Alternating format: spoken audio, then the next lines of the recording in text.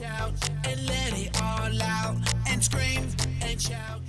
Welcome back to Emotional Mojo. Now, unfortunately, grief is not a clean-cut, planned-out experience with defined stages. It's non-linear. There are no clean-cut borders or boundaries and no distinct way to measure the healing process. However, there are steps one can take to begin the healing process to maintain a life of healthy ways to memorialize your loss.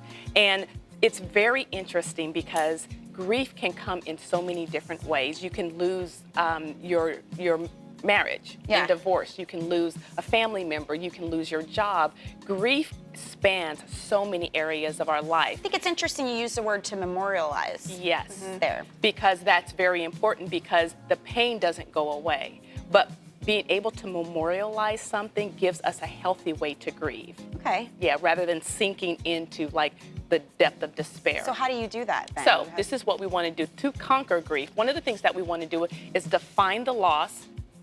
Number 2, choose your state of mind. Number 3, write your story and then share your experience. And I kind of, breezed through those because Tara has an amazing story. Yeah, and you've done all those things, right? And Tara has been able to do those things. And we've talked about this, Tara, sitting in the dressing room. We have. And curling our hair. It's our locker room. But tell us your story, Tara. Yeah, so I'm coming up on the 1-year mark, actually next week. And I was telling Jada. Since your husband that passed Since away. my husband passed away. My husband passed away a year ago. And I was telling Jada that how I'm choosing to spend next week on the day that he passed is to be sad because I have chosen to be happy. I have chosen to live for this past year, and that is a choice. And one of the things, that I have this plaque up in my bathroom. Right.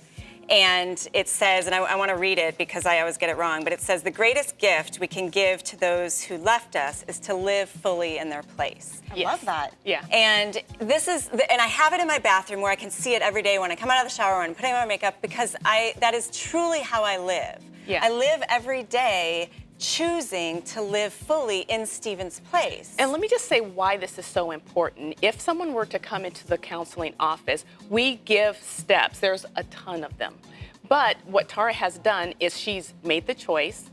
She's even embraced imagery because now she sees that plaque and she's able to imagine or she's able to recount the quote. And she's gone through the steps of faith because she had a care page that I looked out and I went, whoa, she's gone through all the steps. And I came back and I said, Tara, did you know you went through the steps? And she's like, I'm just doing no. it naturally. She's just doing it naturally. And you got it out there and it's, Yeah. Yeah, and I mean, speaking of the faith, I mean, there's times when I literally am down on my knees and I just throw up my arms to God and I say, I can't do this. Yeah. And I just give it up. And and that's when I just, I put it up. And thanks to you, the last point there was the memorial. And I'm in the process of putting together this memorial collage. Yeah. And hopefully I'll bring it next week when I finish it so that I can show you, how I've memorialized him. Because again, I am choosing to live. Now, next week on the day he died, I'm going to remember him and I'm going to be sad. Let But I'm going to yourself have choose to be sad for that day.